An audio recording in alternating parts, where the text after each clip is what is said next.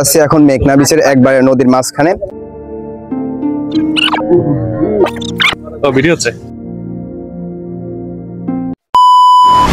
Hello everyone, আসসালামু আলাইকুম। কি অবস্থা, কেমন আছেন সবাই? আশা করি সবাই অনেক বেশি ভালো আছেন। And welcome to my official YouTube Facebook page Jasimuddin Bhuiyan, watching another new videos. Thumbnail এবং ক্যাটাগরি দেখে অবশ্যই বুঝে গেছেন যে আমরা কোথায় যাচ্ছি। হ্যাঁ, আমরা যাচ্ছি মতিরাট মেঘনা বিচে।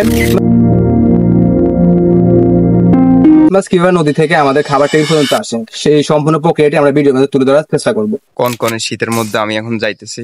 কুয়াশাচ্ছন্ন শীতের সকালে বাইকে করে আমরা যাচ্ছি মতিরহাট লঞ্চঘাটে। দৈনন্দিন জীবনের কর্ম নিয়ে শীতের মধ্যে সাত সকালে সবাই ব্যস্ত। আমরা বাড়ি থেকে বের হয়েছি সকাল 7:50 আর এখন বাজে 9:17। আমরা এখন জেলেদের নৌকায় করে চলে যাব বিচের একেবারে মধ্যখানে এবং স্বচক্ষে ইলিশ মাছ ধরা দেখব।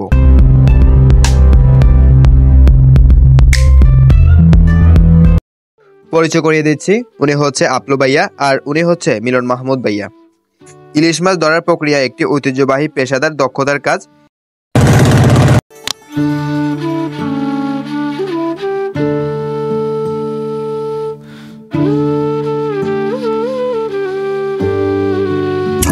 আমরা এখন ড্রোন ফ্লাই করব। ড্রোনটি বের করতেছেন মিলন ভাইয়া।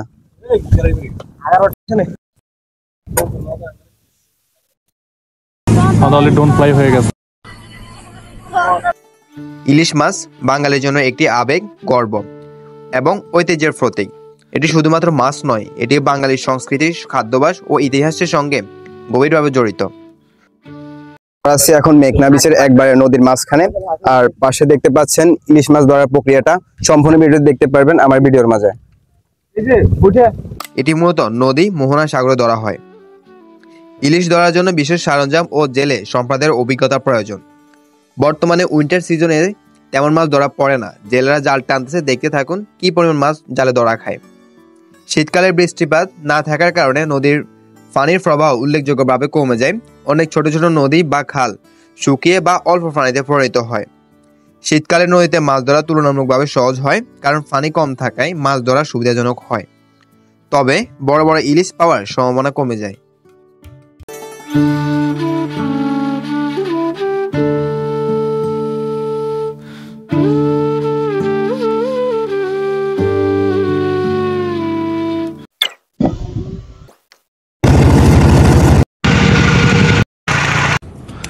ইলিশের শুদ্ধ ভাষা ঢাকাতে কি বলে? ফিলিশ। I don't know. দেই কি জানি কি জানি কইছ? হিলিশ। হ্যাঁ হিলিশ কি? হিলিশ। হিলিশ এটা আবার কোনটা? এটা স্পেলিং কি? হ্যাঁ এটা স্পেলিং আমি একটা গুগল করতে হবে, তৈরি করে বলবো। নেক্সট পার্টে আমরা জানিয়ে দিব।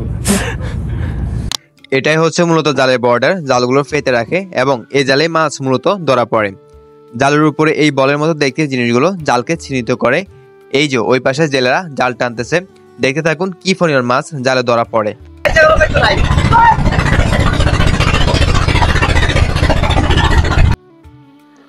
বাজারে ইলিশ মাছের দাম সাধারণত বেশি হয়। নদীতে ইলিশের স্বাভাবিক প্রজনন প্রভাবিত হচ্ছে দূষণ, জলবায়ু পরিবর্তন এবং অতিরিক্ত মাছ ধরার কারণে।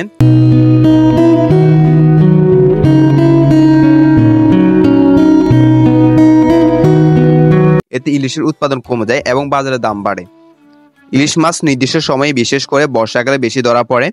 মৌসুমের বাইরে মাছ কম পাওয়া যায়, ফলে সরবরাহ কমে যায় এবং দাম বেড়ে যায়। ইলিশ মাছের স্বাদ ও গুণাগুণ ঐতিহ্যবাহী গুরুত্বের কারণে এর চাহিদা অনেক বেশি। চাহিদার তুলনায় সরবরাহ কম হলে দাম স্বাভাবিকভাবে বেড়েই যাবে। ইলিশ মাছ বিদেশে রপ্তানি করা হয়, বিশেষত ভারত সহ বিভিন্ন দেশে।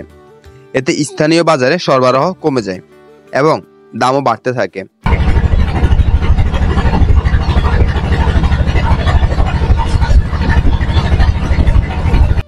ইলিশ মাছের প্রজনন মৌসুমের মাছ ধরা বন্ধ থাকে, যা সরবরাহকে আরো সীমিত করে। নিষেধাজ্ঞা শেষ হওয়ার পরও উৎপাদন স্বাভাবিক হতে সময় লাগে, ফলে ইলিশ মাছের উপর চাপ পড়ে। এই মাছগুলো জালে উঠেছে, এখান থেকে অনেক কম দামে মাছগুলা ক্রয় করা যাবে।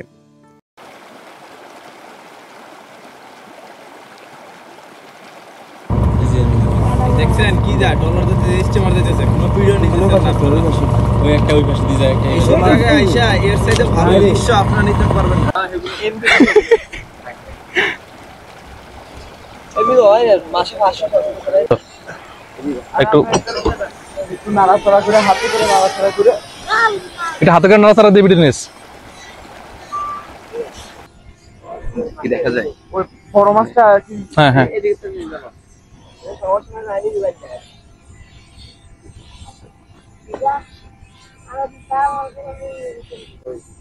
ও বাইক वाला আছে আরে এক কিছু সাতটা মাছটা হয়ে গেছে মুকলা সারা দিন ধরে কষ্ট করলে এখন আমাদের জন্য অনেকে মাছ কি অবস্থা মাছটা কি করা যায় মাছ তো আইবো না না মাছ আইব না এমনি মাছ আইতেছে এই আমাদের এই সূর্য দেখলে অনেক ভালো হইতো হ্যাঁ এখন তো ফগি ওয়েদার তো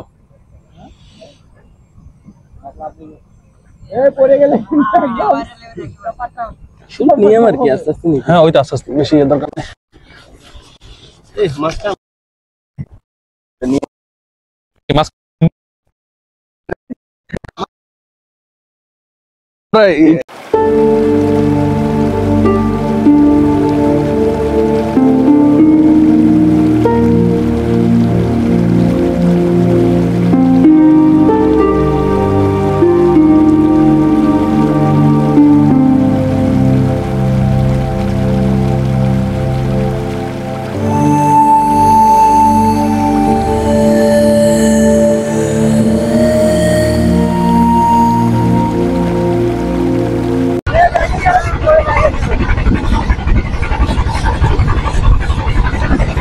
সাধারণত এই ইলিশ বাজার অনেক ছড়া দামে কেনা লাগে এই কারণগুলোর কারণে।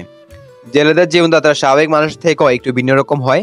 তারা নদীতে নৌকার মধ্যেই ভাত রান্না করে খায় এবং এইখানেই অনেক মানুষই আছে নৌকায় বসবাস করে। আমরা এখন চলে যাব মাছের আড়তে মাছ বিক্রি করার প্রক্রিয়া দেখাতে আপনাদেরকে সাথে নিয়ে। আমরা যাচ্ছি মাছের আড়তে।